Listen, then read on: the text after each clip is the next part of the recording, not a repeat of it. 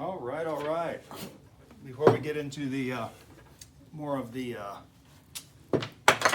other stuff, we went out and looked at the sugar cane and the Pindo date, and he asked if I did anything with the Pindo date yet, and I said I made some jelly. So here you go. So we're going to be able to sample that today. Yeah. So here's pomegranate jelly. Now, I don't know if that video is out yet.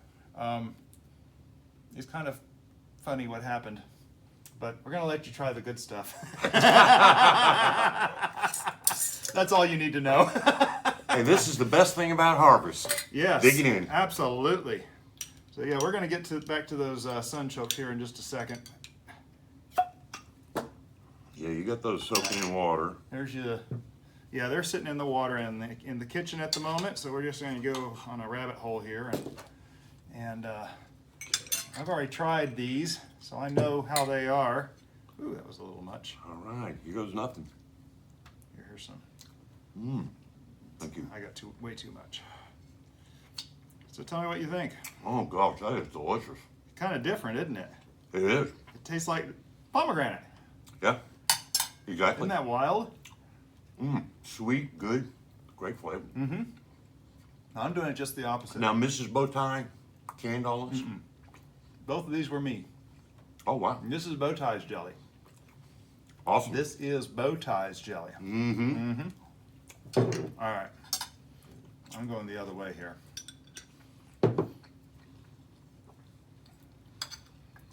All right, on to the date. Now, you can get more if you need it. Okay.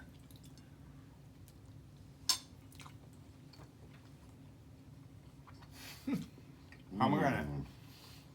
Isn't that interesting? That is interesting. Yeah. It's a different flavor. Very different. Very flavor. different, yeah. Yeah. But equally delicious. Uh-huh. Just what you're in the mood for, you know. That's fantastic. So, yeah. That's our jelly success. Wow. All right. Cheers, everyone. Yeah. Cheers. Yum. Oh, good stuff. I love that stuff. All right. Let's get on with the sunchokes. Hi, I'm Bowtie Dave.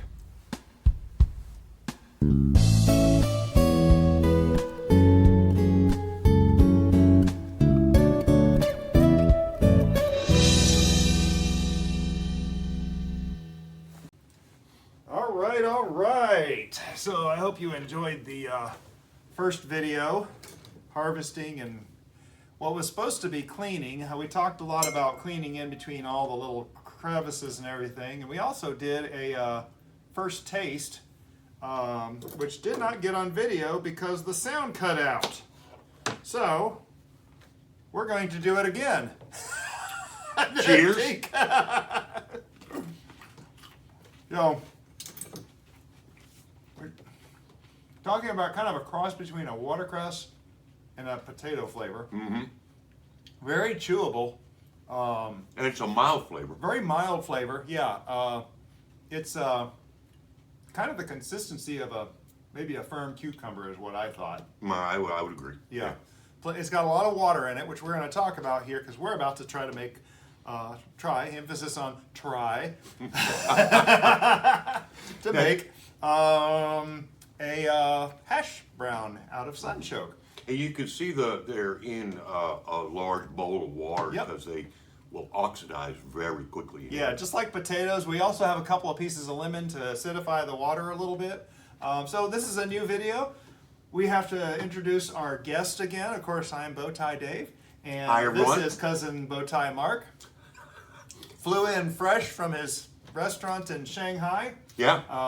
The Chinese government just couldn't live without his specialty cooking, and he's coming in here to give us his expertise and yes, yet another talent. Restaurant opening. I know.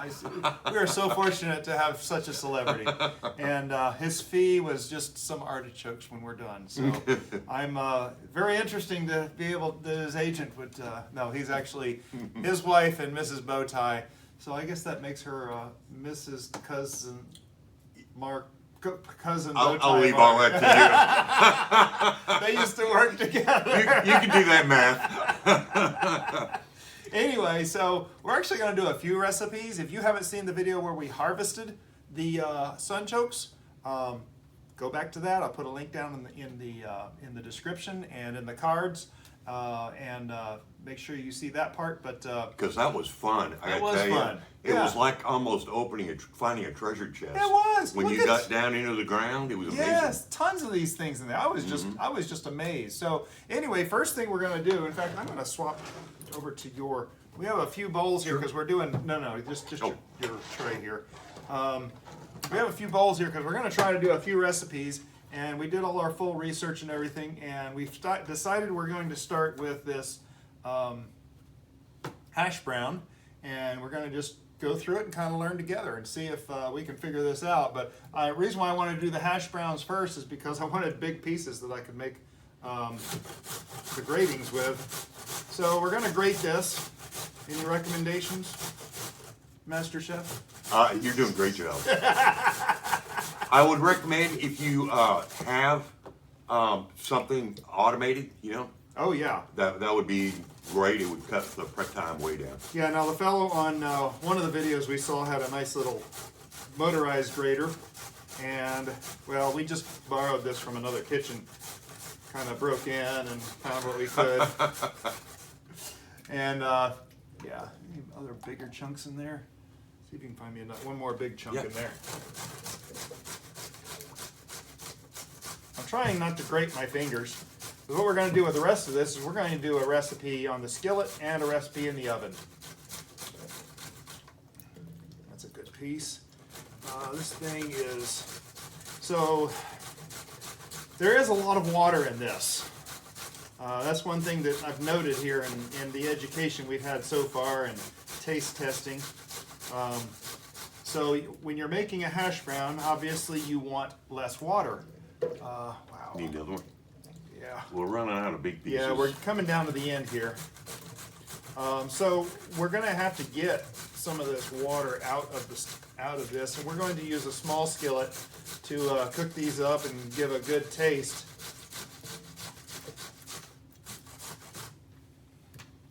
As a quick side note, yes, you want to be very careful of what Mr. Bowtie's doing, because that thing will take your fingers off just as quickly as it will shred the vegetable. Preach, brother. Yeah. Just like if you use a mandolin or whatever. Yes, we do have a mandolin over there, which we're going to use for fermenting, I think. But yeah, so yeah, that'd be a fun feature. That's why I'm only going so far and then tossing it in there, because we can use that. So we have a pile in here. That's good. That's a good pile. Yeah. So it does have a lot of water in it. Anything we don't use here, we will use for another recipe. Now take that off. There we go. But yeah. And I was going to mention, incidentally, these things keep very well. Our research showed in the crisper drawer of your refrigerator. Yeah. Just put it in a Ziploc bag and in a crisper drawer. Interestingly enough, they also preserve really well in dirt. And I know you can leave them in the ground until you're ready and just take up at whatever you need. We're going to have to get moving on this. Yeah. Because the hash brown was the one part that was a little more quick because it is already starting to oxidize, I see. So we have a bowl here, and what I'm doing here, this side of this cloth, the other side has a little terry cloth, but hopefully Mrs. Bowtie doesn't kill me for what we're about to do to her. Nice towel, but we're going to try to squeeze out some of the water in here. And sure enough, looky there, it's black. Yeah. Oh my goodness. We're gonna have, oh wow. That's a lot of water. It's amazing how much was in there. Wow, that little bit. Yeah. All right, so we're ready to start that heat up. Go ahead, Bowtie Mark. We've got the heat on medium, and got a little olive oil, a couple of tablespoons in there. And believe it or not, when he took the water out of these, they didn't become squishy. They still separate. They're still very fluffy. Yeah. Very fluffy. Easy to work with. Yeah. Okay, that's good. All right, so you're heating that up. I'm going to go throw this into the wash before Mrs. Bowtie kills me for destroying her beautiful Mickey Mouse towel. She will never see this video, I'm sure. You're in big trouble. But of course, as you guys know, you always take time to preheat your pot or your skillet. Never throw stuff in a cold pot. It's just not going to work. So a couple extra minutes works out fine. So we'll wait while that heats up.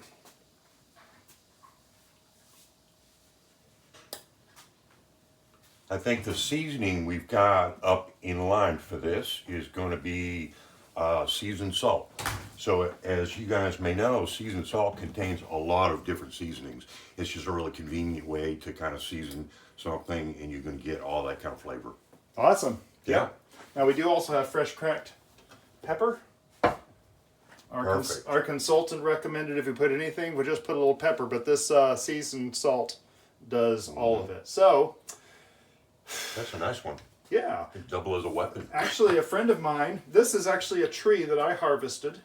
And Seriously? a friend of mine that lives just a few blocks away, Captain John, some of you may know him locally, he milled this up and made it into a, I brought him back these, yeah.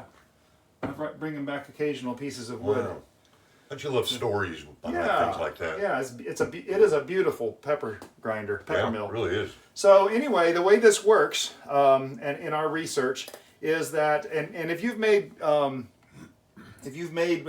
hash browns before, you probably already know this. But when you put the hash brown into this shallow skillet, you just put it in. You don't stir it. You just let it cook because you want it to get that browning, and then you're only going to flip it once, and that's when, once the underside gets good and brown, you flip it over. Now, do you like your hash browns crispy, or do you like them with a little bit of... In between. A Okay, little bit of. okay. So we'll have to see if we can reach that. That sounds about like what I would want too. This sounds like though we're going to cook them a lot like you would a steak. Yeah. You know, you want to sear each side, but you don't move it around. Exactly. And keep flipping it. You leave it, sear one side, flip it once, and that's it. Exactly. That's what it seems like. So, yeah. There's some random forks. So we get, and now you'll see how much we've got here, and you see how big the skillet is. So it's not going to be very thick. There's not going to be very much of it in there. You don't want a thick layer, because if you make a thick layer, what happens is it will start steaming itself and make itself mushy. That's right. So you want it to be thin. So I got a fork out so we could we could thin this out as soon as we put it on here. Let's do the little water test that we saw. What do you say? Sounds good. I don't know if it's hot enough yet. Not quite. Nope. So I just dropped a little bit of, just a couple of drops of water into the hot oil, and I don't know if you heard that. There it is. There it's starting to heat up. Woo! Woo! Yeah, that's getting. Oh, it's warm in the middle. It's warm in the middle. So you tell me. I don't know. It looks like we might be about ready. Okay. So I got it moved up to about 6. 6 out of 9, which is kind of a weird scale, but yes, we have a 6 out of 9. So you ready to put it in? We think we're ready to put it in? Or should we season this before we put it in? We can put it in, season it. Okay. On top. All right. Well, let's tell me what I'm doing wrong. No, you're doing great. I'm just going to pour all this in here, spread it out. Try to get it in a thin layer. Now, mind you, Bowtie Mark over here is a highly seasoned and highly decorated and highly trained chef. Me, I'm just a handyman with aspirations of being a web developer, maybe. I don't know. So I don't know what I'm doing here. So we're going to put this in here under his guidance, under his careful eye. Oh yes, yeah, there you go. Then I'm going to use a little of the seasoned salt. Just give it. Now this is one of Mrs. Bowtie's favorite seasonings. She uses this a lot, and I'll confess, I had to call her to ask her recommendation on which seasoning we should use. And these kind of things, you just season to taste. Yeah. You know, if you like a lot of that, don't be afraid to put a lot on. A little bit of pepper. All right. So this shouldn't take very long to cook then, should it? I'm hoping not. So how about we just turn it up to real high and make it take only 30 seconds? What would happen if we did that? Oh. I think we'd have a mess. Okay. Okay. Well, see, I don't know this stuff, so you're teaching me, man. Well, for reference, guys, all kidding aside, I just have a love of food and a little bit of basic kitchen knowledge. And I love to experiment. Never be afraid to go out there and do something fun in the kitchen and see how it turns out. Yeah. I didn't tell you what I tried this morning. So I brewed up my black silk Folgers coffee. Yeah. Is it Folgers? Which is what Mrs. Bowtie and I normally have, is the black silk Folgers coffee. We like a real rich coffee. I stuck it in one of my little K-cup pods. Then I took a pinch of chocolate mint and added to it. Wow, now where'd you get this? From my garden. Obviously. Where else? Where else? Where all yummy things come from. It was actually very interesting. I think the recipe needs a little development, but I'm very seldom brave like that, and so. I love a dark, robust coffee. Yeah. I spent Definitely. a lot of time in Europe, and Germans drink a very robust. Very robust. Oh yeah. Yeah, it'll strip your enamel off your teeth. We're going to move this camera in a little closer to the skillet so you can see what's going on here, because it's just starting to get a little brown around the edges. And I know you guys can't smell it, but the aroma is. Oh yeah, wonderful. it is. Yeah. So this is sunchoke, folks. This is not potato. This is sunchoke, and also called Jerusalem Artichoke. You can see there's a little bit of browning right there on that one. I wonder if we can even that out just a little more right in here. So will this thing flip as a whole, or you think? Good question. Yeah. This is one huge experiment. This so. is an experiment. See, you're right along with us here learning, which is kind of fun, because we all get to learn together. And I'm just being real OCD about this here, I know. Annoyingly so. So Bowtie Mark doesn't know where all the utensils are yet, so. No, I'm not familiar with this test kitchen. Yeah. So if I touch the edge of it here, oh, okay. So it's still not anywhere. It doesn't. You can test it. You can check it too. So we are on again on a little bit above medium, one notch above medium. This stove is a 6 out of 9. 6 out of 9. Why did it? I Why did don't know. they put a 10th on there? I have no idea. They could not figure out the math to put a 10th point Nope. on that. No. Greater minds than me figured that out. I don't know. Well, see, the off would be the 10, but that wouldn't work. Mm-mm. Okay, well, maybe an engineer out there can tell the people that shot Saran how to make. No, I don't know what kind of stove this is. Oh, it's an Amana. You would think they could afford a good engineer. Mmm. That Is it smells smelling good? Yeah. Oh yeah. All right. Like anything else, you guys know, good food, you gotta be patient. Let it do its thing. Yeah, see, that's that's why you're here.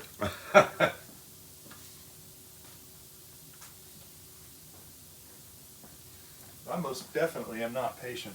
So this chocolate mint Yes. that you talked about, is that actually tastes like a chocolate? It tastes like, you know the mint that you get at Olive Garden after the meal? Tastes just like that. Okay. You stick it in your mouth. That's dry. I'll take you out to the garden and take you some, give you some fresh leaves. But yeah, you just stick it there and chew it up. Wow. It tastes just like the mint you get at Olive Garden. Yeah. Sounds good. Yeah, it is really good. I love it. And then the peppermint, of course, is very pepperminty. Mm-hmm. But I have a lot of that growing. So we're going for consistency with a little bit of crunch, and I'm going to try for a little bit of, they did say resist the temptation to mess with it. Yeah.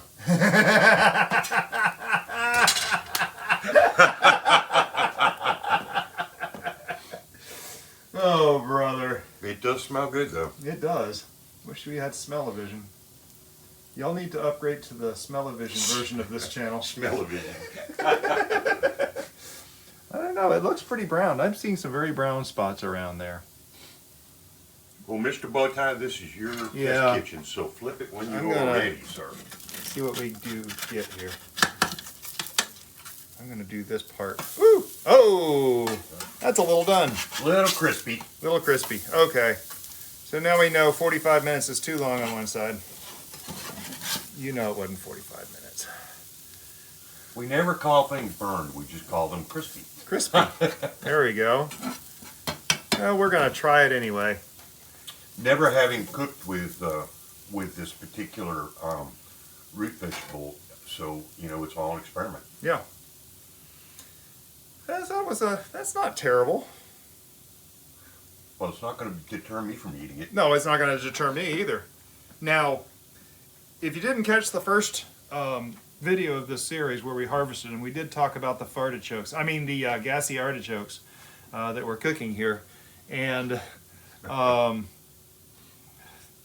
Mark and I are going to have to be careful today because I think we're trying to shoot 3 videos, and we're going to have to be careful how much of this we eat. And if you didn't see that video, you should go back at where I talk about introducing it into your diet slowly, because I have a feeling we are not going to be introducing this into our diet slowly today, and we may be... Could be rough in the test kitchen. It could be rough in the test kitchen a little later. So, actually, be glad you don't have smell-o-vision. Yeah, we'll turn off the smell feature for that one. So I think, I did turn it down straight down to medium. What do you think? We're getting close. Yeah, we are. How's that underside look? Nothing's happened. Okay. This isn't the nicer skillet that does the spreading out of the heat real good. This was actually a gift from someone, I don't remember where, and it's been sitting down in that cabinet for a number of years. So we finally opened it, cleaned it up, and decided to resurrect it because we're going to be using the big skillet for another project in another video. So anyway, this is Hashbrowns. This is artichoke. It's Jerusalem Artichoke, or Sunchoke, more accurately, Hashbrowns.